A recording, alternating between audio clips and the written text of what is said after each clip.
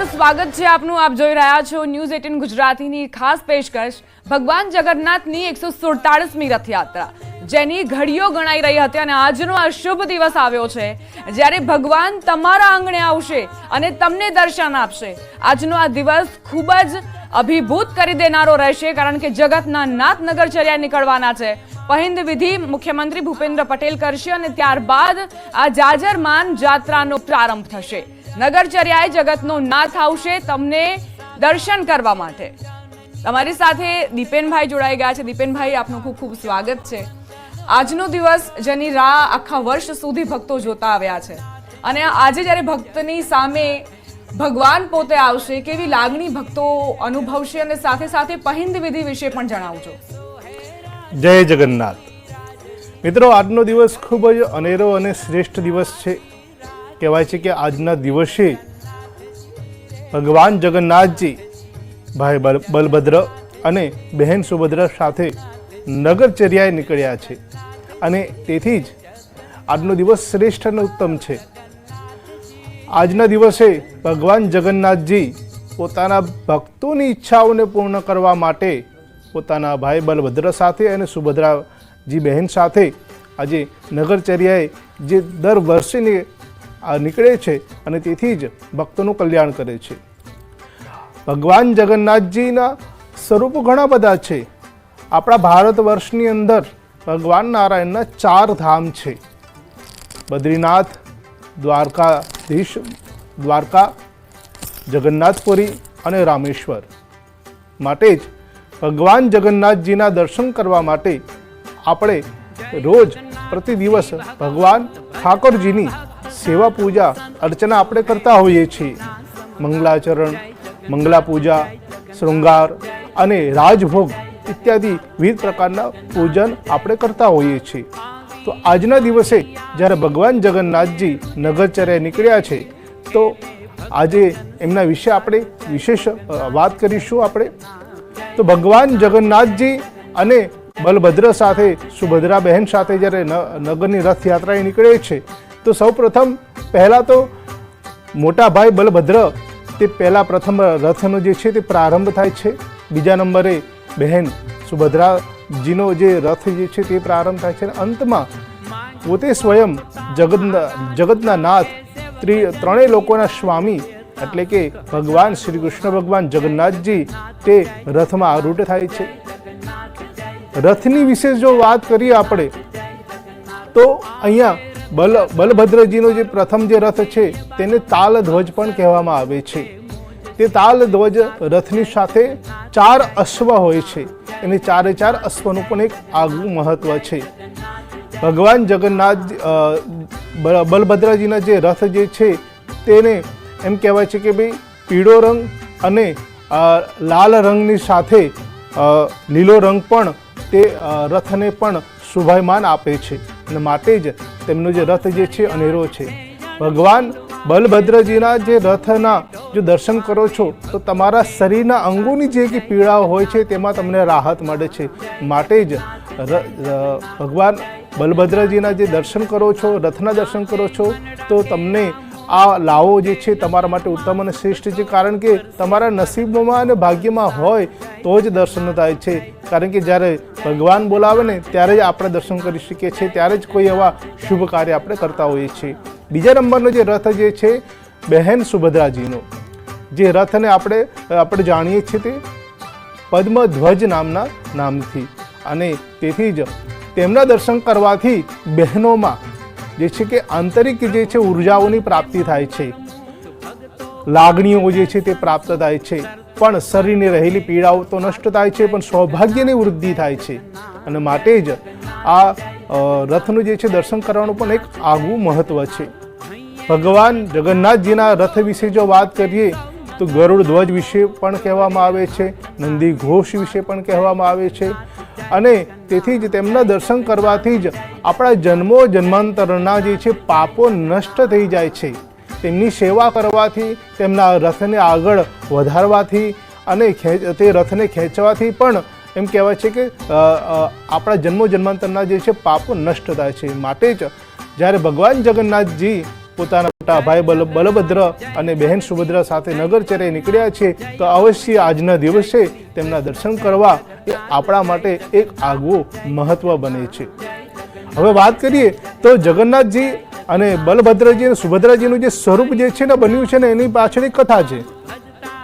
કહેવાય છે કે 16,108 જે ભગવાન શ્રી કૃષ્ણની જે રાણીઓ છે તે રોહિણી માતાજીને પ્રાર્થના કરે છે કે ભગવાન શ્રી આપણા નાથ જે છે અમારા, કે જે અમને તો બહુ જ પ્રેમ કરે છે, પરંતુ એમના જીવનમાં રાત દિવસ રાધે રાધેનું સ્મરણ હંમેશા કરતા હોય છે, તે ક્યારે ભૂલતા નથી. અને તે રાસલીલા વિશે પણ પૂછવામાં આવે છે કે તેમને વૃંદાવનની અંદર રાસલીલા કઈ રીતે રચાવી હતી. ત્યારે જ્યારે બહેન સુભદ્રા હોય ત્યારે રોહિણી એમ કહે છે કે દીકરી હોય તો ત્યાં એની સામે આ વાત કરવી પણ મન સંકોચાય. એટલે સુભદ્રા બહેનને કહેવામાં આવે છે કે તમે દ્વારની બહાર રહો અને તમે એ ધ્યાન રાખશો કે દ્વારની અંદર કોઈ આવી શકે નહીં. એટલે સુભદ્રાજી દ્વારની બહાર રાહ જોવે છે અને પ્રતીક્ષા કરે છે ક્યારે મને બોલાવે, અને તે જ ક્ષણની અંદર ભગવાન શ્રી કૃષ્ણ અને બલભદ્રજી સાથે ત્યાં આવે છે. અને ત્રણેય દ્વારની બહાર કાન રાખીને રોહિણી માતાજી કથા કહી રહ્યા છે તે શ્રવણ કરતા હોય છે. અને તે શ્રવણના ભક્તિના માધ્યમથી તે ત્રણેયનું સ્વરૂપ જે છે ને એમ કહેવાય છે કે આંખો મોટી થઈ જાય છે અને હાથ પગ સંકોચાઈ જાય છે. અને તે જ ક્ષણમાં નારદજી પણ આવે છે અને નારદજી આ દ્રશ્ય જોઈને એમ કહે છે કે તમે આ રીતે જ હંમેશા એક સાથે રહેજો. અને માટે જ ભગવાન શ્રી કૃષ્ણ તેમને આશીર્વાદ આપે છે કે કળિયુગની અંદર અમે આ સ્વરૂપ ધારણ કરીશું અને લોકોને અમે દર્શન પણ આપીશું. તો કળિયુગની અંદર જ્યારે ભગવાન શ્રી કૃષ્ણ બલભદ્ર સાથે અને બહેન સુભદ્રા સાથે જ્યારે આ દર્શન આપે છે તો તે આપણા માટે એક આગવું છે. અને અમદાવાદની અંદર 147મો આ રથ ભગવાન જગન્નાથજીના રથયાત્રા જે નીકળી રહી છે.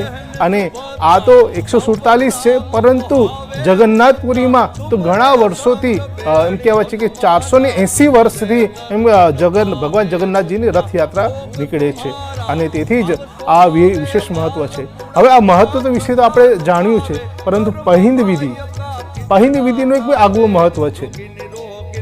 જ્યારે ભગવાન જગન્નાથજીની મંગળા આરતી થઈ જાય છે, રાજભોગ ધરવામાં આવે છે અને ખીચડી અર્પણ કરવામાં આવે છે, અને ત્યારબાદ પહિંદ વિધિ થાય છે. તો પહિંદ વિધિનું એ મહત્વ છે કે જે દેશના કે જે રાજ્યના રાજા હોય છે તે ભગવાન જગન્નાથજીની સામે તે પોતાને સેવક તરીકે માને છે અને સોનાની જે સલાકા હોય છે તેની બનાવેલી જે સુવર્ણની સાવરણી હોય છે તે દ્વારા જ્યાં ભગવાન જગન્નાથજીની રથની યાત્રા જે પ્રારંભ થવાનો હોય છે તે જગ્યા શુદ્ધિકરણ માટે, સ્વચ્છતા માટે, ભગવાનની તકલીફ ન પડે. ભગવાનને એમ કહેવાય છે કે જ્યાં સ્વચ્છતા છે ત્યાં પ્રભુતા છે. તો તેને ધ્યાન રાખીને જે રાજા હોય છે તે સેવક બનીને ભગવાનની સેવા કરે છે, અને તેથી જ તે પહિંદ વિધિનું મહત્વ કહેવામાં આવે છે.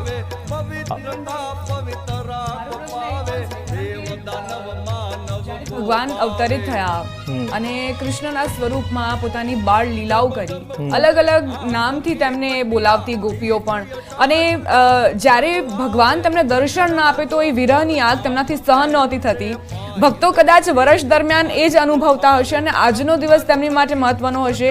એ જ ગોપીઓને યાદ કરીએ કે ગોપીઓ કઈ રીતે યુક્તિઓ અપનાવતી હતી ભગવાન તેમના ઘરે આવે તે માટે. એ જ દિવસ જ્યારે અમદાવાદીઓ આજે અનુભવશે. ચોક્કસ તમે જે વાત જે પ્રશ્ન જે કર્યો છે ને એ દરેકના મનમાં છે. આજે જ્યારે આપણા ત્યાં કોઈ પણ નાનું બાળક હોય તો અથવા ભગવાન તે સમયની વાત કરીએ તો ભગવાન શ્રી કૃષ્ણ જે બાળ સ્વરૂપમાં જે તેમની લીલાઓ કરી, તો જે એમના સખાઓ છે કે ગોપીઓ છે, જે ગ્રામજનો છે, એ ભગવાનને દર્શન કરવા માટે, તેમને જોવા માટે અલગ અલગ નવા ઉપાયો કરતા હોય છે. જેમ કે ભગવાન શ્રી કૃષ્ણ જે બાળ સ્વરૂપમાં હતા તો તેમના ત્યાં હજારો ગાયો હતી. તો એ ગાયોના દર્શન કરવા માટે એક બહાનું હોય છે. હવે ગાયો તો હોય છે પરંતુ સેવા તો થાય છે. તો સેવા કરવાની સાથે એમ કહેવાય છે કે દૂધ હોય, છાશ હોય કે માખણ હોય કે દહીં હોય તે લેવા માટે બરાબર છે ત્યાં જાય છે અને ભગવાન બાલકૃષ્ણનું સ્વરૂપનું જે છે તે દર્શન કરતા હોય છે અને અલગ અલગ નવા ઉપાયો કરતા હોય છે. ભગવાનને બહાર રમાડવા માટે, તેમની સાથે આનંદ કરવા માટે અવનવા ઉપાયો કરતા હોય છે. અને આ ઉપાયો એટલા માટે કે જ્યારે ભગવાન જગતના નાથ જ્યારે પૃથ્વી પર અવતર્યા હોય છે અને જો તેમનો સ્પર્શ, તેમના દર્શન માત્રથી જન્મ જન્માંતરના પાપ નષ્ટ થતા હોય છે, તો દરેક મનુષ્ય હોય કે નાના હોય કે મોટા, તે ભગવાન શ્રી કૃષ્ણના દર્શન માટે જતા હોય છે. અને માટે જ આપણા જીવનની અંદર એક અનેરો લાભની પ્રાપ્તિ થતી હોય છે. હવે જેમ કે વાત કરીએ તો મારે મળવું છે રાજાને, તો રાજાને કઈ રીતે મળી શકાય? રાજા એમનામ તો ન મળી શકાય. રાજાને મળવા માટે એક કારણ હોવું જોઈએ કે જે કારણને જે મહત્વ બને. બિલકુલ. દીપેનભાઈ, અત્યારે રથ પર આરૂઢ થઈ ગયા છે ભગવાન જગન્નાથ, બહેન સુભદ્રા અને ભાઈ બલભદ્ર. તો કેવો ભાવ અત્યારે ભક્તો અનુભવી રહ્યા હશે? શું અત્યારે ત્યાં ભક્તિમય માહોલ? કારણ કે અમે સ્ટુડિયોમાં રહીને પણ તે ભાવને મહેસૂસ કરી શકીએ છીએ, તેનો અહેસાસ કરી શકીએ છીએ. ત્યાં કેવા પ્રકારની લાગણી હશે? તેનું મહત્વ શું? મહત્વ તો ઘણું અને ઉત્તમ અને શ્રેષ્ઠ છે કે જેમ કે ભગવાન જગન્નાથજીની જે રથયાત્રા જે છે દર વર્ષે નીકળે છે, પરંતુ ઘણા સમયથી ઘણા એવા ભક્તો છે કે જે ભગવાન શ્રી કૃષ્ણની અનન્ય સેવા કરતા હોય છે, ઠાકોરજીની સેવા કરતા હોય છે, ભગવાન શ્રીનાથજીની, દ્વારકાધીશની સેવા કરતા હોય છે, પરંતુ જગન્નાથજીના દર્શન કરવા માટે તેમને લાભ નથી મળતો. તો એ મનમાં એક પ્રકારનો સંશય હોય છે, એક લાગણી હોય છે. અને લાગણી અને એ હૂફ જે સંતોષાય એ ક્યારે? કે જ્યારે ભગવાન જગન્નાથજીની કૃપા હોય ત્યારે. ઘણા સમયથી વાત નથી થઈ રહી, એકવાર વાત થઈ છે, એકવાર મુલાકાત થઈ છે, પરંતુ વાત અધૂરી રહી છે. અને એ વાત અધૂરી પૂર્ણ કરવા માટે, એ પોતાની ઈચ્છાઓને પૂર્ણ કરવા માટે કે જે આતુરતા હોય છે, કે જ્યારે આપણા કોઈ ચહેત્ય વ્યક્તિ હોય કે જે આપણાથી દૂર હોય, પરંતુ એ અચાનક એમનો કદાચ વાત થતી હોય કે અચાનક એમની મુલાકાત થાય, તો એ આતુરતાનો અનેરો જે છે શબ્દોમાં વર્ણવી નથી શકતા. હૃદય જે છે કે જ્યાં ભાવ વિભોર થઈ જાય છે, આંખોમાંથી અશ્રુ નીકળે છે, મનમાં એવી સ્મિત આવે છે અને મુખારબિંદુ પર એક આનંદ, એક અનેરો પ્રકારનો જે છે એક આનંદ અહીંયા છલકાતો હોય છે. અને તેવો જ ભાવ દરેક આજના દિવસે ભક્તોના મનમાં આજે જોવા મળશે. આજે ભગવાન જગન્નાથજીને દર્શન કરવા માટે એમ કહેવાય છે કે તલ પાપડ થશે, લોકો મન જે છે તલ પાપડ થશે. અને તેથી જ તે ભગવાન જગન્નાથજીના દર્શન કરવા માટે એમ કહેવાય છે કે પોતાની જે અંદર રહેલી જે ધીરજ જે છે ને એ ખૂટશે. કારણ કે જગન્નાથજીના દર્શન કરી રહ્યા છે અને આ દર્શન કરવાથી જ હજારો જન્મના જે કે પાપ થયા હોય અથવા બ્રહ્મ હત્યા સમાન જેવા કોઈ પણ પાપ થયા હોય, તો એમ કહેવાય છે કે ભગવાન જગન્નાથજીના દર્શન કરવાથી પણ તે પાપોનો નષ્ટ થાય છે. ઘણા એવા બધા પાપ છે કે અન્ય ક્ષેત્ર કૃતમ પાપમ તીર્થ ક્ષેત્રે મહાપાપમ, એટલે કે તીર્થ ક્ષેત્રમાં કરેલા હોય કે અન્ય ક્ષેત્રમાં જાણતા અજાણતા ઘણા એવા બધા પાપો આપણા દ્વારા થયા હોય, તે બધા જ પાપોનો નષ્ટ આજે ભગવાન જગન્નાથજી આજે અમદાવાદના દરેક નગરજનોના જે છે પાપોને નષ્ટ કરશે. અને દરેકના જીવનમાં પુણ્યનો ઉદય થાય, એ ભગવાનના પ્રતિ જે છે એક સુંદર પ્રકારનો જે ભાવ જે છે તે પ્રગટ થાય અને પોતાનું જીવન જે છે કે જે ભગવાનને સમર્પિત કરે.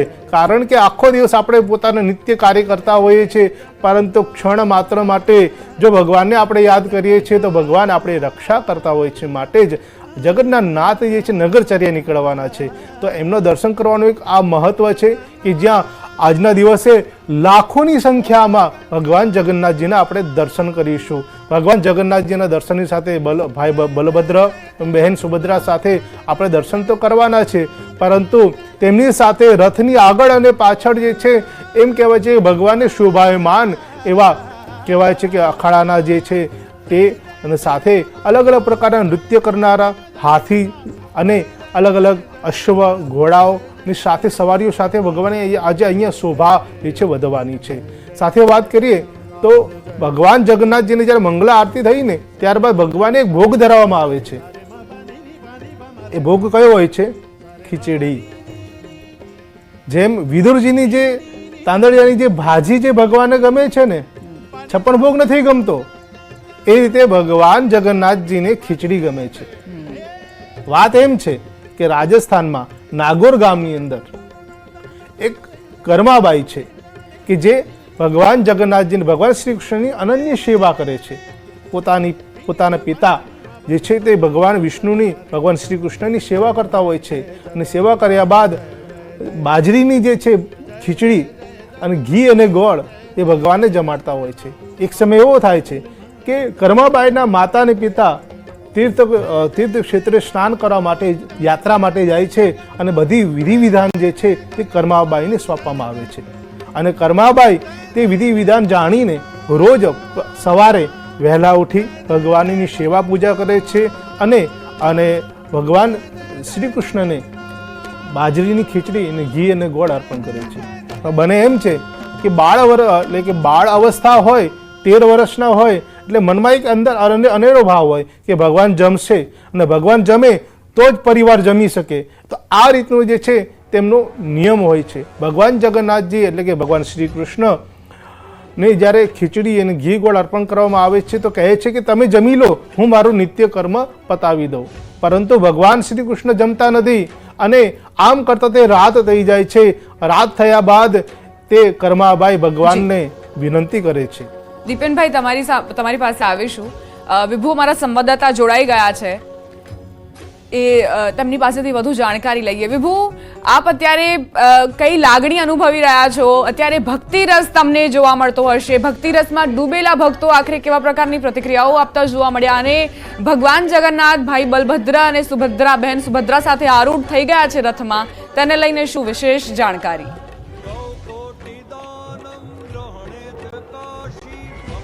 દીપા, ભગવાન જગન્નાથ એટલે કે જગતનો નાથ છે આજે નગરચર્યાએ નીકળવાનો છે અને તેની એક ઝલક જોવી એ પણ એક સૌભાગ્ય હોય છે.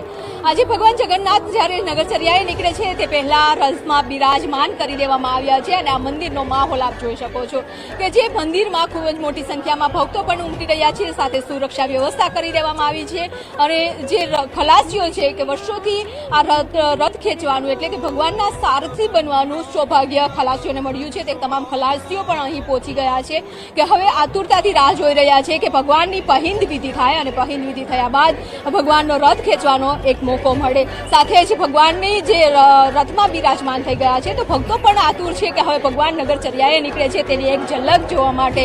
ભગવાનનું સ્વરૂપ છે મન મોહી લે તેવું છે. અત્યારે તેમનો શણગાર છે તે કરી દેવામાં આવ્યો છે અને સાથે સાથે ખીચડીના પ્રસાદનું પણ વિશેષ મહત્વ હોય છે કે જ્યારે ભગવાનની આંખો આવી જાય છે ત્યારે ખીચડી ખવડાવવામાં આવે છે અને આ ખીચડીનો પ્રસાદ છે આપ જોઈ શકો છો કે ભક્તો પણ લેવા માટે લાઈનમાં કતારોમાં ઊભા હોય છે. કારણ કે આ ખીચડી ખાવી એક ખીચડીનો પ્રસાદ લેવો એક સૌભાગ્ય હોય છે. કારણ કે તેમાં આ ખીચડી વિશેષ રૂપે તૈયાર કરવામાં આવતી હોય છે. સૂકા મેવા હોય છે, સાથે શુદ્ધ ઘી હોય છે અને સબ્જી તમામ નાખવામાં આવે છે અને એક પૌષ્ટિક આહાર છે તે તૈયાર કરવામાં આવે છે અને ભગવાનને અર્પણ કરવામાં આવે છે. ભગવાનને અર્પણ થયા બાદ ભક્તોને પણ આ ખીચડીનો પ્રસાદ આપવામાં આવે છે અને તેને કતાર આપ જોઈ શકો છો કે અત્યારે પ્રસાદ લેવા માટે પણ મોટી સંખ્યામાં લોકો છે તે ઉમટી પડ્યા છે. હવે ભગવાન જગન્નાથ નગરચર્યાએ નીકળે છે તેની જ લોકો આતુરતાથી રાહ જોઈ રહ્યા છે. કારણ કે ભગવાન 365 દિવસ તો એવા હોય છે કે જ્યારે ભક્તો મંદિરમાં દર્શન કરવા આવે છે, પરંતુ જે લોકો વૃદ્ધ છે કે કોઈ કારણોસર જે મંદિરે નથી પહોંચી શકતા તેવા લોકોને ભગવાન આજે ખુદ જે અત્યારે મંદિરમાં નગરચર્યાએ નીકળશે ને દર્શન દેવા જવાના છે. આપ જોઈ શકો છો કે મંદિર પરિસર છે અને ત્યાં ન્યૂઝ 18 ગુજરાતી ઉપર ભગવાનના જે દર્શન છે તે પણ ભક્તો કરી રહ્યા છે. આપને દ્રશ્યો બતાવવા માંગીશ કે મંદિર પરિસરમાં ન્યૂઝ 18 ગુજરાતી છે તે લોકો જોઈ રહ્યા છે. ન્યૂઝ 18 ગુજરાતીની ચેનલ પર લોકો છે તે ભગવાન જગન્નાથના દર્શન કરી રહ્યા છે. આજે આખો દિવસ છે ભગવાનની એક ઝલક, એક પલ અને એક વિધિના દર્શન છે ન્યૂઝ 18 ગુજરાતી ઉપર થતા છે જોવા મળશે.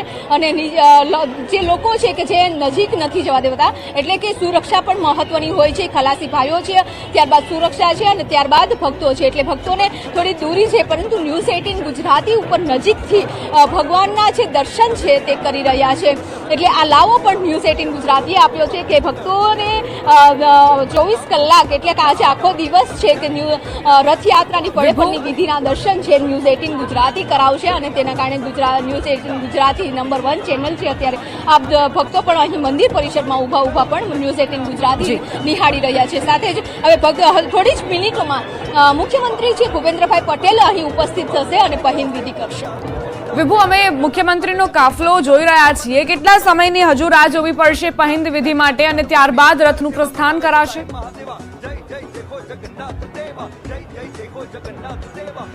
30 મિનિટ એટલે કે હવે ગણતરીની મિનિટોમાં જ પહિંદ વિધિ થઈ જશે.